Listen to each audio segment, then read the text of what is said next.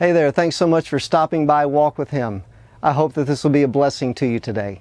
You know, one of the most difficult things probably for all of us to do is to keep doing right when wrong is all around us.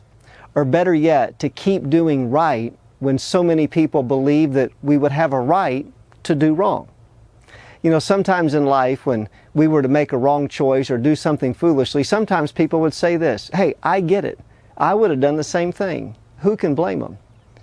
Let's face it, it's difficult to keep doing right over a long period of time when we're not seeing the payday that we had hoped for. When I think about this principle, I think about a man by the name of Joseph. The book of Genesis tells his story. Joseph is someone who knew what it was like not to be treated fairly.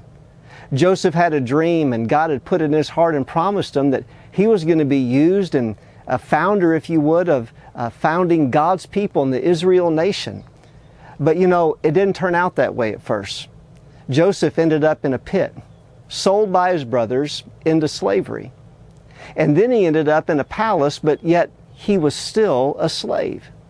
And I think about Genesis chapter number 39, maybe you know the story. When Potiphar's wife came to Joseph one day when Potiphar wasn't home and tempted him with some sexual advances. But Joseph didn't give in. Listen to these verses found in Genesis chapter 39, verse 7. "And it came to pass after these things that his master's wife cast her eyes upon Joseph, and she said, 'Lie with me.' Verse number 10 says, "And it came to pass as she spake to Joseph day by day, that he hearkened not unto her." Verse number 12, "And she caught him by his garment, saying, 'Lie with me.' And he left his garment in her hand and fled and got him out." You know, I've said all the time that Potiphar's wife was no ugly woman. She had to be beautiful. You say, how do you know that?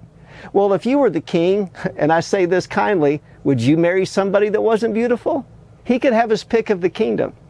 And here he is in a palace, been treated unfairly, left in a pit to die.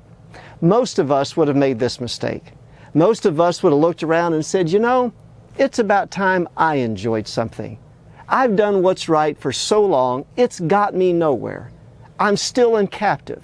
Hey, nobody will find out. I might as well have a little sweet forbidden fruit too. I mean, it's just me and her, who would ever know? But Joseph kept doing what was right, even when there wasn't an apparent payoff. And even probably knowing that she would make up false stories and have him imprisoned, he literally ran away while she held his coat in her hand.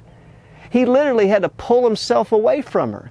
And you know the rest of the story, or at least I hope you do. Sure enough, Potiphar's wife made up some things that he made some advances. He got thrown into prison again. From the pit to the palace and back to prison. Joseph had the integrity to keep doing what was right. Eventually, it gave him great reward. Eventually, he was used, and he was used to save his entire family and really the entire nation of Israel. He said this to his brothers, "You meant it unto me for evil, but God meant it for good." I wonder, when we've been doing what's right for so long and we don't see the payoff we think we should get, do we give in? Do we throw in the towel? Do we start doing what everybody else is doing? Or do we say, I'm going to keep doing right because it's the right thing to do? Bob Jones Sr. said this, "It's never right to do wrong."